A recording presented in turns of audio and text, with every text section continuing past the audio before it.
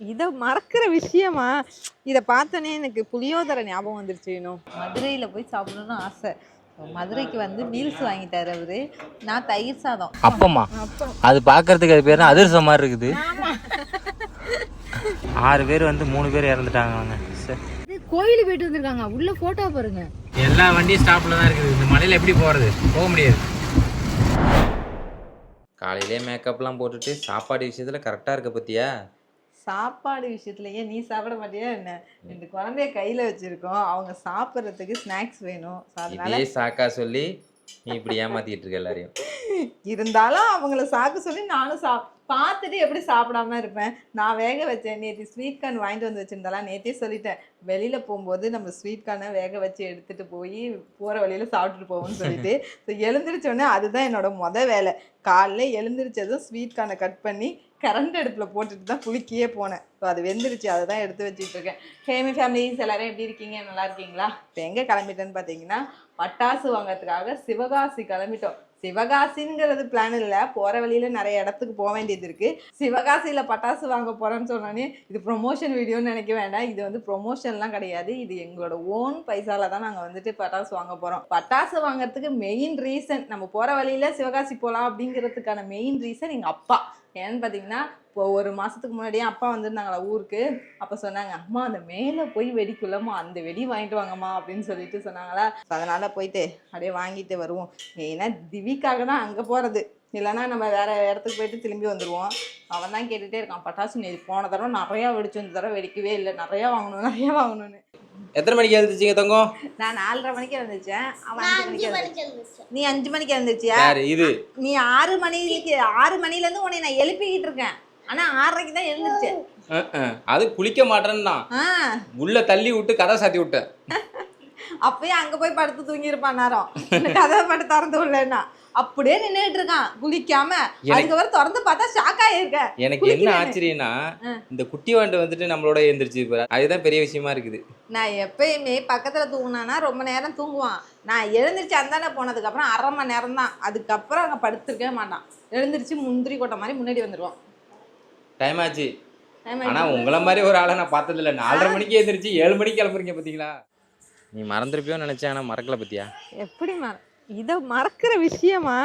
இதை பார்த்தோன்னே எனக்கு புளியோதரை ஞாபகம் வந்துருச்சு. இன்னும் மஞ்சள் கலர்ல பார்த்தேன். கொஞ்சம் நேற்று கொஞ்சம் பிளான் பண்ணியிருந்தோம்னா வச்சுக்கேன், புளியோதரை செஞ்சு எடுத்துருக்கலாம். அதான் ஒன்று மிஸ் ஆயிடுச்சு. கரகம் இறங்கிடுச்சு போல. கரகல சந்திரமுகி படத்துல ஜோதிகா லாஸ்ட்ல ஒரு மியூசிக் போட்டு இறங்கும்ல, அந்த சந்திரமுகி அது மாதிரி இவன் தூங்குறதுக்கு முன்னாடி இப்படிதான் சவுண்ட் போடுவான்.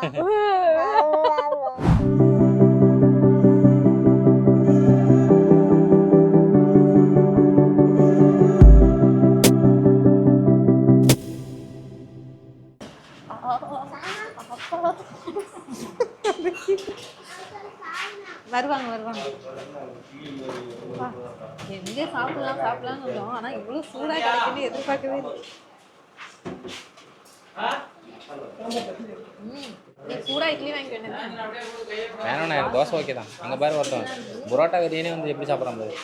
புரோட்டா ஓகேவா? ஆனால் சாப்பாடு சூடா 2 இட்லி சாப்பிட்டு புரோட்டா சாப்பிட்டுட்டு செம்மையா இருக்கும். சின்ன கடை தான். ஆமா, எல்லாரும் சாப்பிட்டா 166 ரூபா தான் ஆச்சு. எல்லாரும் அதிகமா சாப்பிடல. வினோவும் அவங்களும் ஒவ்வொரு தோசை, நான் 2 இட்லி ஒரு சப்பாத்தி, அது வேணும்னா புரோட்டா, திவி 2 புரோட்டா, அது 2 இட்லி ஒரு புரோட்டா, இதுதான் சாப்பிட்டோம். ஆனால் 166 ரூபா தான். பரவாயில்ல, நல்லா திருப்தியா சாப்பிட்டு வந்தோம் சூடா. இவரு 1/2 இட்லி தின்னாரு, அவ்வளவுதான். சாப்பிட இட்லினாவே அவனுக்கு பிடிக்க மாட்டேங்குது. தயிர் சாப்பிட எந்த இடத்துல இருக்கோம் இப்போ கரெக்டா?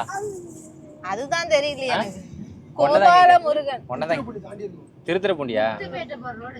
ஆமா, முத்துப்பேட்டை ரோடு. முத்துப்பேட்டை ரோடு. ஆனா செம்மையா இருந்துச்சு அந்த கடையில. நைட்டு போகும்போது சாப்பிட்டு போமா? நைட்டு வா, திரும்ப வா. நைட்லாம் கடை கிடையாது.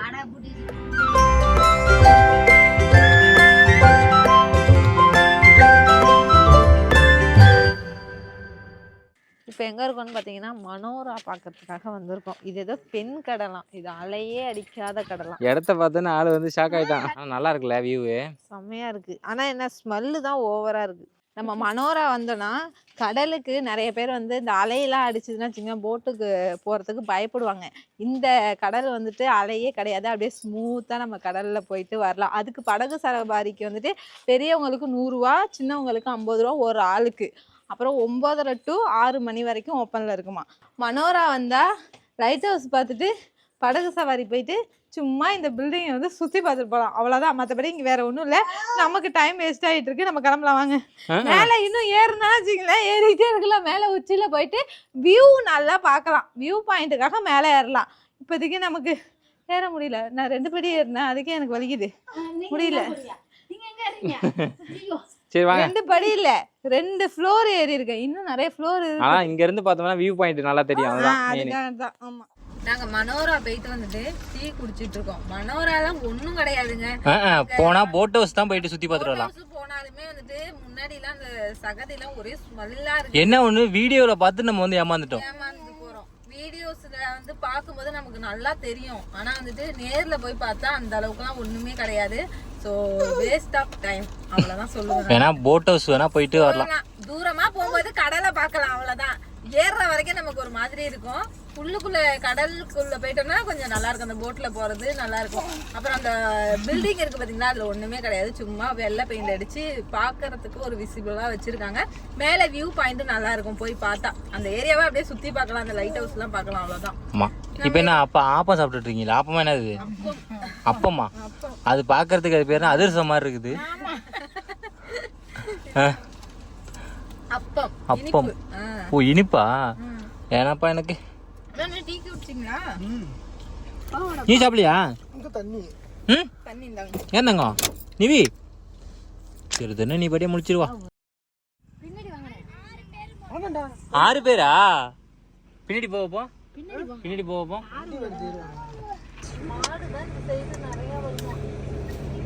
பாருங்க ஃபுல்லாவே 6 பேர் வந்து 3 பேர் இறந்துட்டாங்க. அவங்க கோயிலுக்கு போயிட்டு வந்திருக்காங்க. உள்ள போட்டோ பாருங்க, திருச்செந்தூர் போயிட்டு வந்திருக்காங்க. போட்டோ ஃப்ரேம் பாருங்க, வெளியில கிடக்கு, உள்ள கிடக்கு. 6 பேர் வந்திருக்காங்க, அதுல 3 பேர் ஸ்பாட் அவுட்டாங்க.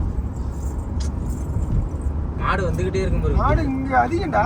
இந்த மாடு தான் அதிகமா இருக்கும். கோயில போயிட்டு வந்து சித்தா வேகமா வந்திருக்காங்க. நைட்டு ஃப்ரீயா இருக்கும் சொல்லிட்டு வந்திருக்காங்க. என்ன வந்துச்சோ தெரியல. மாடு தான் வந்திருக்கும் இந்த இடத்துல. நம்ம ராமேஸ்வரம் போகும்போது மாடு நிறைய வந்ததுல. பொறுமையா போ, பொறுமையா போ, ஒன்றும் பிரச்சனை இல்லை. ஜோவா போயிட்டு நம்ம எப்போ வேணாலும் திரும்பி வருவோம். பொறுமையாவே நைட் ஆனாலும் பரவாயில்ல.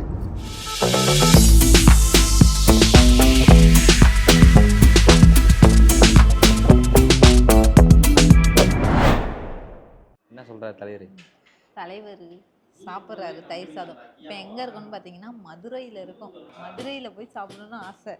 மதுரைக்கு வந்து மீல்ஸ் வாங்கிட்டார் அவர். நான் தயிர் சாதம் வாங்கினது நிவிக்காக வாங்கினது.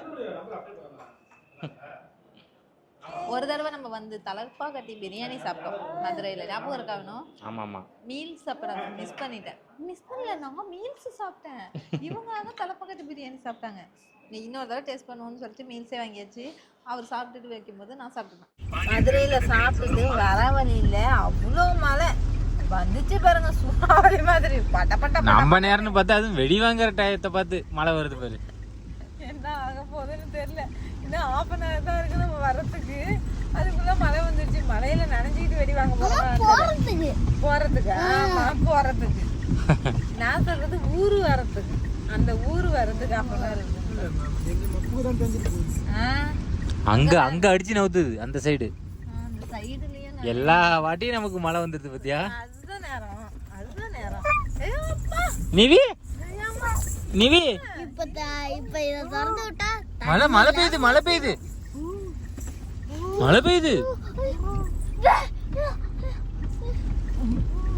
மதுரையில ஏர்போர்ட்டை பார்த்துட்டு வந்தோம். வரும்போது தெரிஞ்சிச்சு இங்க இருந்து ஒரு ஃப்ளைட் தெரிஞ்சிச்சு. ஒரு ஆளு வாயை திறக்காம வந்துட்டு இருக்கு. சவு விட்டு போச்சா? வெடி பார்த்துட்டு வருதோம். எங்க வாங்கலாம் பார்த்து. சரியான மழை. அவ்வளோதான் இன்னைக்கு, அவ்வளோதான் இன்னைக்கு. அப்படியே இங்கே படுக்க வேண்டியதான். இதில் ஒன்றும் தெரிய மாட்டேது, பிளர்ராக இருக்குது. குளமும் ஆனால் எனக்கு ஆழம் போகலாம். என்னடா இது?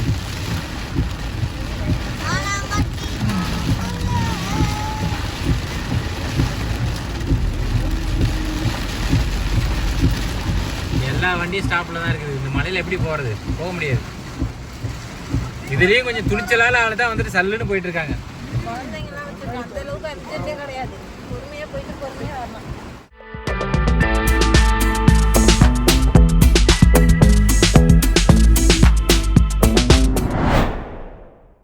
அதிகமாக இருக்குது, இன்னும் கம்மி பண்ணி வாங்கிப்போம்.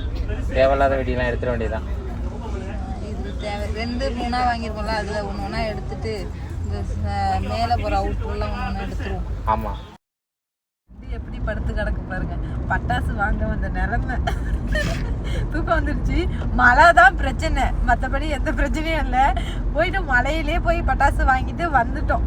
கடையிலலாம் பார்த்தீங்கன்னா அவ்வளோ பட்டாசு இருக்கு.